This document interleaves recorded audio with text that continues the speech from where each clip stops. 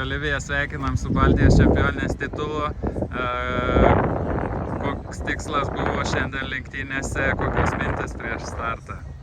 Iš tikrųjų jau kelios dienos net prieš varžybas ir prieš startą aš sakiau, Akvilei, šiandien tavo diena, tu turi laimėti, vis tiek, kadangi mes esam komandos draugės ir norisi pasidalinti tais marškinėliais ir važiavom, varžybos vyko aktyviai, tų pabėgimų tikrai buvo, manau, tai buvo sunkiausias Baltijos šalių čempionatas iš visų vykusių ir jau kai nuvažiavom mes dviese ir dar su dviejomis Estijos dviratininkėmis, tai buvo aišku, kad tikrai galime kovoti dėl Baltijos šalių čempionės titulo.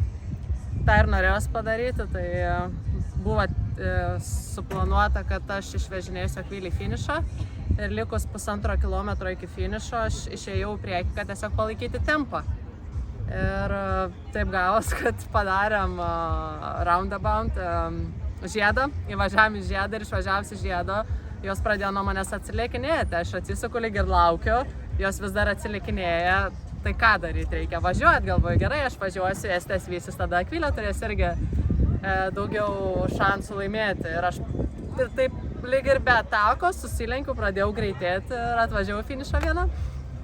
Ką tau reiškia šis laimėjimas? Daug, iš tikrųjų labai smagu, nes pagaliau kažkaip ir plente jaučiuosi stipresnė. Tai praeitais metais pirmą kartą pavyko tapti Lietuvos čempionė, šiemet ir Baltijos. Tai galima, tai tik tais parodo, kad einam gerų kelių ir reikia nesustoti ir toliau važiuoti ir daryti viską tą patį.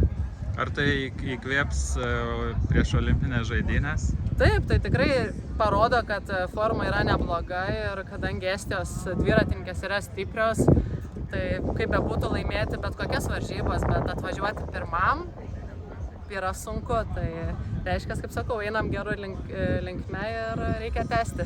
Kas tavęs dar laukia iki Paryžiaus? Varžybų kaip ir nebenusimato, dabar laukia stovykla Aukštikalnėse, Italijoje, Livinijo.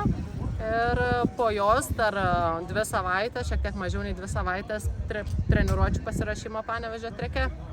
Ir tada jau į Paryžių.